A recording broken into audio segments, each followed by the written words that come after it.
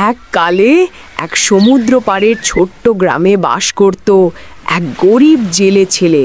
তার নাম ছিল রহিম। ছোট্ট কুঁড়ে ঘরে সে থাকত তার অসুস্থ মাকে নিয়ে। প্রতিদিন ভোরে সে জাল নিয়ে যেত সমুদ্রের দিকে, কিন্তু বহুদিন ধরেই তার জালে কিছুই ধরা পড়ছিল না। একদিন সূর্য উঠতেই রহিম গভীর সমুদ্রের দিকে তার নৌকা বেয়ে যায়। সকালটা ছিল অদ্ভুত শান্ত। সে জাল ফেলতেই হঠাৎ টান পড়ে।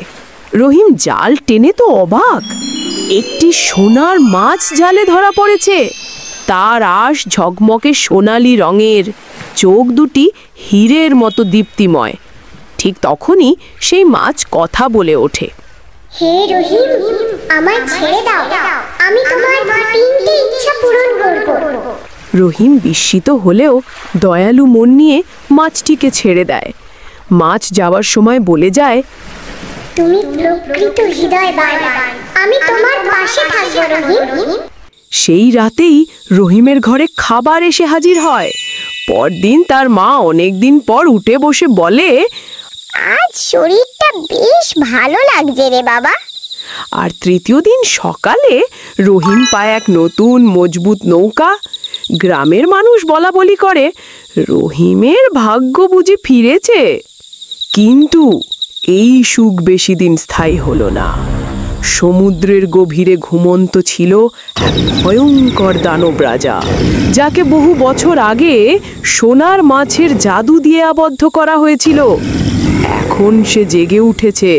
সে ভাবে সোনার মাছ আবার সক্রিয় হয়েছে, তাই তাকে ধ্বংস করতেই হবে।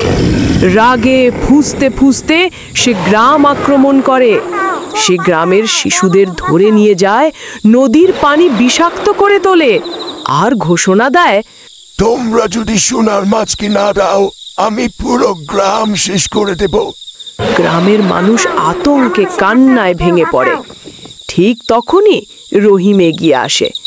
সে ছুটে যায় সেই জায়গায় যেখানে প্রথমবার মাছটিকে ছেড়ে দিয়েছিল। সে চিৎকার করে বলে, ও সোনার মাছ, তুমি আমার প্রার্থনা শুনেছিলে, এবার আবার ফিরে এসো। সোনার মাছ জলের ফেনা ভেদ করে উঠে আসে। তুমি আবারও ডেকেছো রহিম, তোমার সাহস আছে আর আমি তোমার পাশে আছি। মাছ তাকে দেয় একটা ছোট্ট বোতল, যার ভিতরে রয়েছে ঝলমলে জাদুর জল। এই জল দানবের গায়ে ছুঁড়লে তার শক্তি শেষ হয়ে যাবে, বলল মাছটি। রহিম সে বোতল হাতে নিয়ে যায় দানব রাজার মুখোমুখি। দানব গর্জে ওঠে, তুই, তোকে পিষে ফেলবো। রহিম ভয় না পেয়ে বলে, আমি আমার গ্রামকে রক্ষা করব, দরকার হলে জীবন দিও। সে হঠাৎ বোতল ছুঁড়ে দেয় দানবের দিকে। এক বিশাল আলো ফুটে ওঠে। দানব চিৎকার করতে করতে গলে যেতে থাকে। শেষে ধ্বংস হয় দানব রাজা। সোনার মাছ আবার ফিরে এসে বলে, সত্যিকারের বীর কখনো শক্তি দিয়ে নয়, হৃদয় দিয়ে যুদ্ধ করে। তুমি সেই বীর রহিম। গ্রামের মানুষরা রহিমকে বীর বলে বরণ করে। সে শুধু মাথা নিচু করে বলে, আমি শুধু আমার মাকে, আমার গ্রামকে ভালোবাসি। কিন্তু তারপরও রহিমের মন খারাপ, কারণ তোমরা সবাই ভিডিও দেখো, কেউ সাবস্ক্রাইব করো না।